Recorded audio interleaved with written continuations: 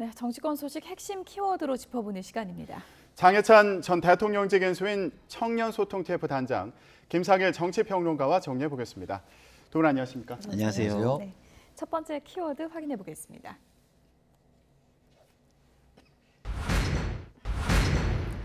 남 탓하는 거에 국민이 질렸다. 그런데 그 짓을 계속했다. 이낙연 전 대표가 침묵을 깼습니다. 당을 향해서 강하게 비판을 했는데요. 누가 책임이 있다는 건지 언론에서는 이재명 의원을 겨냥한 것이다 이렇게 보고 있더라고요.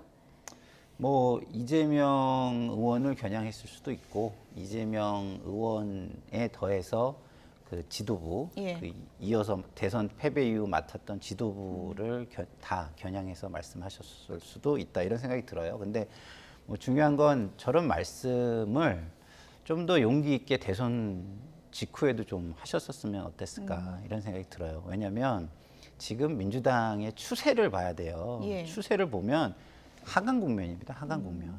그러니까 어느 시점을 놓고 누가 잘했다 못했다 얘기하는 거 의미가 없어요. 그럼 이 하강 국면을 어떻게 다시 상승 국면으로 가져갈까 이걸 고민해야 되는데 지금 답이 잘 안 보입니다. 그럼 이렇게 답이 안 보일 때 할 수 있는 유일한 방법? 모든 걸 드러내고 치열하게 논쟁하는 거 말고는 방법이 없습니다. 네. 그래서 저런 이야기 저는 저런 걸 또 막는 분들이 있어요. 뭐 저는 막을 필요 없다고 생각합니다. 다 드러내고 국민 앞에 다 보여주고 누가 옳은지 국민의 선택을 받아야 된다. 전 이렇게 생각합니다. 날선 비판이 지금은 다 쏟아져도 될 때라고 보십니까? 예, 저는 무너지는 것을 두려워하면 더 무너질 것이다. 저는 이렇게 말씀드리겠습니다. 이런 비판이 연이어서 나와야 된다. 다 이렇게 터놓고 얘기를 해야 된다 말씀해 주셨는데 또 일부에서는 이낙연 전 대표가 이렇게 이재명 고문을 지목해서 얘기한 것으로 보인다 이렇게 해석이 되고 있잖아요. 이 상황을 두고 그러면 이낙연 전 대표는 잘못이 없는 거냐 이렇게 얘기하는 경우도 있거든요. 대선 패배하고 지선 패배까지 했으면 그 정당의 중진이나 지도자급 정치인들은 다 같은 책임을 공유하는 거죠. 하지만 직접적으로는 일단 대선 패배 직후에 패배한 후보가 선거를 지휘하는 게 맞느냐는 논란이 사실 있었고요. 그리고 또 송영길 서울시장 후보에 대해서도 아니 직전 당대표가 또 본인 입으로 86 용태론까지 꺼냈으면서 자기 자신만은 예외라는 듯이 서울시장 나오는 것에 대한 반대 여론이 분명히 있었습니다. 그래서 민주당 내에서 전략공천위원장을 맡았던 이원욱 의원 같은 경우는 송영길 대표의 서울시장 이 공천을 배제했었어요. 이걸 비대위가 뒤집고 다시 이 공천을 준 것이기 때문에 그리고 이러한 이 행위, 비대위의 결정 배후에 이재명 의원이 있는 거 아니냐는 의혹이 제기됐었기 때문에 결과적으로는 이재명 의원과 송영길 전 대표 책임론이 강하게 불거질 수밖에 없는 상황이긴 한데요. 저는 반대로 이 이야기를 이낙연 전 대표나 소위 말하는 친문계 의원들이 조금 일찍 했었어야 한다는 의견에도 일리가 있지만 조금 늦게 했으면 어떨까 하는 생각이 있어요. 지금 보면 선거 지자마자 기다렸다는 듯이 글이 올라오거든요. 그래서 여의도에서는 우스갯소리로 이거 분명히 미리 써둔 거다. 미리 쓰고 선거 결과 보고 엔터만 친 거 아니냐 하는 이야기가 나와요. 그러니까 할 수 있는 지적이고 이 패배의 책임이 이재명 의원에게 있다는데도 저도 개인적으로 공감을 합니다만 이 당이라는 하나의 운명 공동체 입장으로 봤을 때는 패배한 후보들이 좀 마음을 추스릴 시간적 여유 며칠 정도는 가지고 나서 우리가 이제 이 당의 미래를 위해서는 좀 냉정하고 객관적인 분석이 필요하다. 이재명 의원은 이런 책임을 지는 의미에서 전당대회에 나오지 말라라고 말해도 결코 늦지 않거든요. 그런데 이 당선된 후보들이 당선증 받기도 전에 이런 포문이 이낙연 전 대표뿐만이 아니라 뭐 전해철 전 장관, 홍영표 의원 뭐 한두 명이 아니잖아요. 이거는 이제 잘 모르는 국민들이 봤을 때는 짜고 치는 거 아닌가 싶을 정도의 오해도 불러일으킬 수 있어서요. 민주당 내 당내 갈등 막 불거지는 게 저희가 국민의힘이지만 결코 기쁘지 않습니다. 건강한 경쟁을 해야 되기 때문에 시기를 두고 좀 당 내홍을 잘 추스리면서 새로운 지도부를 구성했으면 좋겠습니다. 근데 제가 좀 설명을 드리면 그게 좀 학습 효과인 거예요. 대선 패배 이후에 그 처절한 평가를 통해서 어디로 가야 되는지를 설정을 했어야 되는데 그게 아니라 어쨌든 굉장히 어떤 절차나 규정을 무시한 상태에서 비대위가 꾸려졌고 그리고 그 이후에 일련의 상황이 지방선거를 앞두고 있다는 이유로 전부 다 뭐 이렇게 다 같이 하는 모습이 아닌 일부 세력이 주도한 거는 또 사실이거든요. 예. 그리고 그것을 또 용인을 해줬어요. 한쪽에서는. 그 허영 의원이 이제 그 원내대표 선거 때 그 의원 단톡방에 글을 올려가지고 그런 글을 썼거든요. 자, 대선에서 굉장히 아쉽게 졌기 때문에 지지자들이 너무 아쉬워한다. 네. 그렇기 때문에 지선까지는 이재명 체제로 치르게 해줘야 된다. 기회를 더 더 줘야 된다. 이런 글을 올리면서 사실상 친문 진영에서 원내대표 선거도 그렇게 열심히 하지 않았거든요. 예. 그러면서 박홍근 원내대표가 당선이 됐고요.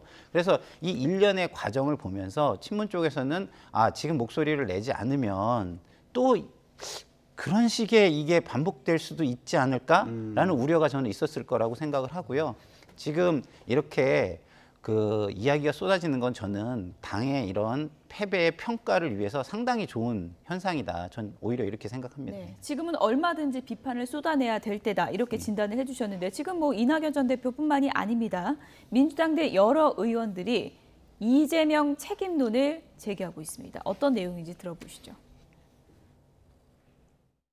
저는 회초리가 아니라 야구방망이로 맞았다 이런 느낌이에요. 이미 이제 4.7 재보궐선거에서 국민들께서 회초리를 내리신 거고 변해라 좀 달라져라 민주당 이래서는 안 된다고 하셨는데 그냥 그 민주당이 변화와 혁신 없이 계속 갔고 결국은 대통령 선거에서도 국민들의 심판을 받았는데 젖잘싸였다 이러면서 그 국민들의 어떤 질책과 평가를 회피했다고 저는 봐요. 그것 때문에 이런 뭐 준엄한 평가가 내려졌다는 생각입니다. 저는 뭐 이런 결과가 될 거라고 생각을 하고 계속 네. 하지 마라 라는 입장이었습니다. 거기다 총괄 선대위원장까지 맡았지 않습니까? 네네. 참 이 모양이 안 좋게 됐죠. 어쨌든 뭐 상처뿐인 영광이다. 그렇게 생각합니다. 굉장한 내상 입었다. 당초 출마의 명분이었던 전국적인 지원 선거, 네. 제 지원, 예. 이거 뭐 전혀 못했고 오히려 자기가 발목이 잡혔지 않습니까? 예. 그래서 그렇게 깔끔하게 전당대회에 출마하기는 쉽지 않을 것이다. 상처뿐인 영광이다. 그래서 전당대회는 나가기 쉽지 않을 것 같다라고 조응천 의원은 전망을 했는데 어떻게 보십니까? 그러니까 지금 사실 정치의 상식적으로는 대선 패배하고 지선 패배했는데 전당대회에 나오는 건 말이 되지 않아요. 그런데 애초에 그런 상식적인 판단은 이재명 의원의 개항을 출마로 이미 한번 깨졌습니다. 그러니까 이재명 의원 측에서는 지금 이대로 전당대회에 출마하지 않고 당권이 다른 계파로 넘어가는 걸 두고 보게 되면 모든 것을 잃게 된다는 조급함을 느끼기 쉬워요.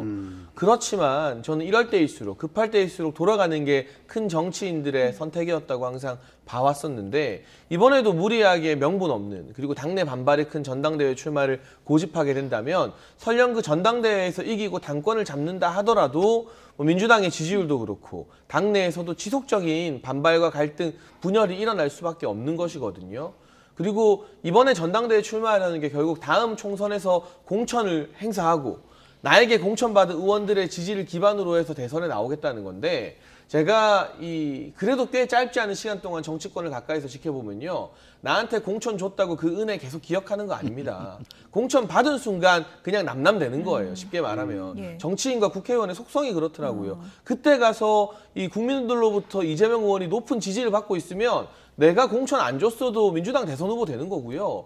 내가 아무리 공천을 많이 줬어도 내 지지율이 흔들리고 국민들이 자신에 대한 비판 여론 높아지면 자신이 공천 준 의원들이 금방 또 다른 대선 주자 옹립할 겁니다. 그렇기 때문에 이번 전당대회 총선 공천권 가진 당대표에 이재명 의원 측에서 지나치게 집착하면서 명분 잃는 모습 저는 보여줄 필요가 없다는 생각이 들어서 이미 개항을 출마로 한 번 명분을 잃었는데 여기서 더 나가게 되면 정치인 이재명이 얻는 것보다 잃는 게 훨씬 더 클 것이다. 주위에서 이번만큼은 정말 만류를 제대로 해야 된다고 생각합니다. 네.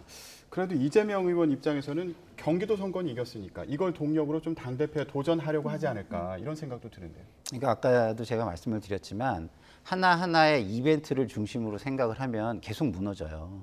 민주당의 추세 자체는 지금 하락입니다. 하락. 이걸 봐야 돼요.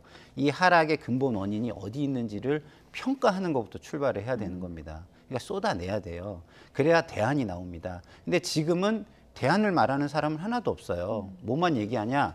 잃지 않으려는 것만 이야기하고 있어요. 자기가 가진 것을 잃지 않으려는 모습만 보여주면 국민은 거기에 절대 감동하지 않고 동의하지 않습니다. 그걸로는 대안을 찾을 수가 없어요. 그러면 지금은 아픈 부분, 문제점을 다 드러내고 얘기한 다음에 이것이 국민한테 다 알려지고 난 다음에 사람들이 나와서 그건 어떻게 해결해야 되는데 라는 질문을 던지면서 해결하는 방식을 같이 찾아 나가는 것이 굉장히 중요한 시기라고 저는 보죠. 예. 그리고 선거도 이제는 좀 어느 정도 충분히 남아 있거든요. 장희찬 단장님, 저희가 지금 민주당 내 이재명 책임론에 대해서 얘기를 해봤는데 친 이재명계 또 의원들은 이번 선거는 원래 어려웠다. 노무현, 김대중 전 대통령이 살아온다 해도 이길 수 있는 선거가 아닌데 이재명 책임론으로 더 씌우는 거는 부당하다 이렇게 또 주장을 하고 있더라고요. 근데 저는 문진석 의원 이 발언은 좀 경솔한 것 같아요. 민주당 내부에서 노무현 전 대통령이나 김대중 전 대통령을 이런 식으로 언급하는 건 적절치 않고 국민의힘에 몸담은 제가 봤을 때도 이 기분 좋은 이야기는 아닌 것 같거든요. 왜냐하면 두 분의 전직 대통령은 정말 우리 역사에서 몇 안 되게 그래도 이 보수 진보를 초월해서 존경받고 존중받는 분들 아니겠습니까? 그분들과 지금 이재명 의원의 이번 선거 패배를 등치시키면서 이렇게 이름을 언급하는 것은 부적절해서 오히려 당내 더 많은 반발을 불러일으킬 것 같고요. 제가 소위 친 이재명계라고 불리는 분들 중에 가장 정제된 입장을 누가 냈나 보니까 역시 정성호 의원인 것 같아요. 정성호 의원 같은 경우는 이번 선거 패배 책임에 대해서 어느 정도 일정하면서도 좀 우리가 대안을 찾아보자, 예. 더 쇄신을 해야 된다라고 이야기를 하고 있는데 그 정도가 이 소위 말하는 친명계 의원이 낼 수 있는 적절한 입장인 것 같고 지금 이 시점에서 우리 잘못 아니다. 책임 넘기지 마라. 이런 식으로 나오면 당내 갈등과 분열만 더 키우는 꼴이 되거든요. 그래서 저는 이 시점에서 지금 비대위가 새로 또 만들어질지 조기 전대가 열릴지 아무것도 모르는 상황 아니겠습니까? 차라리 일찍 이재명 의원이 저의 책임입니다. 모든 것을 책임지고 오는 전당대회에 출마하지 않겠습니다. 평당원이자 국회의원으로 백의종군하겠습니다라고 선언한다면 지금 같은 당내 갈등 빨리 종식될 겁니다. 그리고 이재명 의원 책임이야라고 했던 친문 의원들은 상당히 머쓱하고 민망해지겠죠. 그리고 전당대회 출마할 때에도 여러 가지 새로운 고려사항들이 더 생길 것이거든요. 그런데 그 같은 선언을, 그 같은 말을 지금 이재명 의원이 안 하고 있기 때문에 결국 이 갈등과 분열의 핵심은 이재명의 8월 전대 출마와 관련돼 있는 것으로 지속될 수밖에 없어요. 이 문제를 꼬은 사람도 사실 이재명 의원이고 왜냐하면 모두가 반대하는 개항을 출마를 했기 때문에 그렇다면 이 꼬여진 매듭을 풀 수 있는 사람도 이재명 의원밖에 없는데 이게 매듭이 많이 꼬였을 때는 예전에 알렉산더 대왕이 그냥 이걸 잘라버렸다고 하잖아요. 예. 그런 것처럼 전대 불출마 의견 나오면 그냥 이 매듭은 풀립니다. 잘 됩니다. 그 결단을 이재명 의원이 왜 안 하는지 아직까지도 당권에 대한 욕심을 내려놓지 못하고 있는 것은 아닌지 예. 그 부분이 조금 우려스러워 보입니다. 네. 그러니까요. 이재명 의원이 어떤 생각을 하고 있을지 이게 참 궁금한 상황인데 이재명 의원 어떤 입장 갖고 있는지 기자들이 물어봤습니다. 예, 녹취가 준비가 되어 있는데요. 한번 들어보겠습니다. 오늘 민주당 총사퇴했는데 조금 어떻게 생각하실까 해서요. 네, 고생했습니다. 혹시 이번에 당권 도전 생각 있으실까요, 위원장님? 고생했습니다. 지금 저희 그 아무래도 지선 패배 요인에 대해서 좀 어떻게 생각하시나 해서요. 당 내에서는 좀 책임론 불거지고 있는데 어떻게 생각하시나요? 고생하셨어요. 자, 박규환 기자였거든요. 저희 정치부에. 훌륭한 예. 기자시네요. 지금 이재명 의원 같은 경우에 아무 대답을 하지 않는데 질문이 끊이지 않고 나왔습니다. 네. 예, 책임론에 대해서 어떻게 생각하냐. 그리고 지도부 총사퇴했는데 어떻게 생각하냐. 당권 도전할 거냐. 예. 저 모습을 보면 도전할 가능성이 굉장히 있어 보인다. 그런 느낌이 든다. 이렇게 말씀드릴 수밖에 없고요. 기자분들은 국민이 궁금해하는 것을 대신해서 물어보는 거잖아요.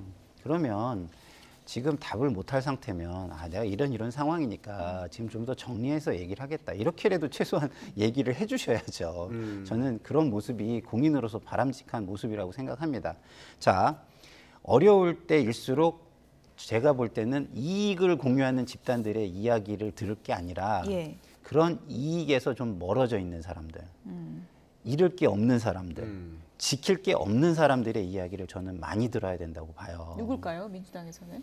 뭐 예를 들어서 양쪽 어떤 계파에 속해 있지 않고 뭐 새롭게 정치를 시작한다거나 아니면은 뭐 조금 더 객관적인 입장들을 내놨던 국민의 입장에서 상식적인 입장을 내놨던 사람들이라던가 아니면 아예 양 당을 지지하는 국민 어떤 패널, 예. 포커스드 그룹을 뭐 만든다든가 뭐 이런 사람들의 얘기를 들어보는 것이 저는 굉장히 중요하다고 봅니다. 예. 그러나 양쪽 진영도 할 말이 있으면 저는 다 얘기를 해야 된다고 봐요. 왜? 감춰진 진실들이 그래야 드러나거든요. 그래서 저는 계속해서 말씀드리지만 지금은 무너지는 것을 두려워한다면 계속 무너질 것이다. 저는 이 말씀을 계속해서 드릴 수밖에 없습니다. 당권 도전 하실 생각이 있냐? 기자의 질문에 이제 묵묵부답으로 대응을 했는데요. 침묵을 한다는 건 예스에 가깝다고 봐야 되나요? 어떻게 봐야 아직 되나요? 이 결단을 못했다는 결단을 뜻이죠. 못했다고 포기할 봐야 되나요? 결단을. 예. 그런데요. 포기할 이게 결단이요. 상식적으로는 말이 안 돼요. 그런데 이 개항을 출마도 비상식적이었던 것이었고 주변에서 지금 뭐 김종민 의원이나 이런 분들 이야기 들어보면 비대위원장, 비대위원들 심지어는 이재명 의원의 측근들도 다 반대했는데 전날까지 안 할 것처럼 하다가 다음 날 갑자기 출마했다라고 어제 라디오에서 김종민 의원이 폭로 아닌 폭로를 했잖아요. 그랬던 이재명 의원이기 때문에 이번 전대 출마도 안 할 거라고 민주당 당내에서 자신을 못하는 겁니다.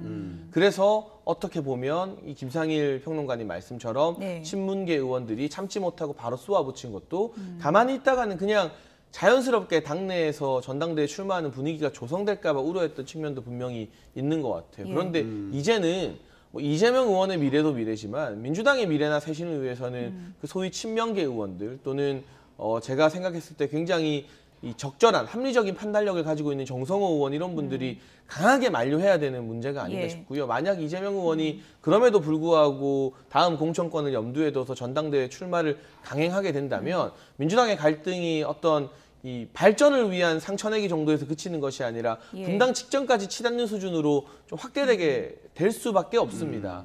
이런 부분을 예. 이재명 의원이 과연 어떻게 판단할 것인가. 다시 한번 당보다 자신을 중심에 놓고 결정할 것인가 아니면 예. 자신보다는 당을 중심에 놓고 결정할 것인가. 그 기로에 서 있는 순간 같습니다. 평론가님. 제가 한 예. 말씀만 드리면 저는 정치를 소위 말해서 무대 뒤에서 오래 지켜본 사람이거든요.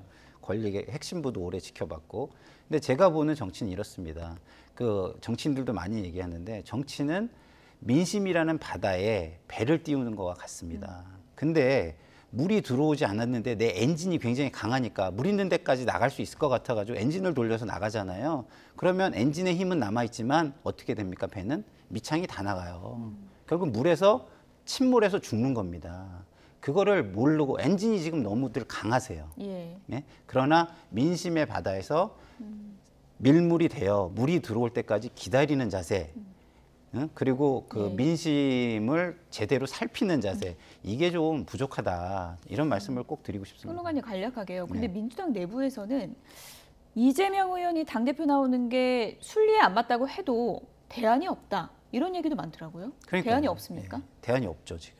그래서 제가 아까 예. 말씀드린 게 대안이 있으면 예. 그걸로 바로 가면 되고 치열하게 논쟁할 필요 없죠.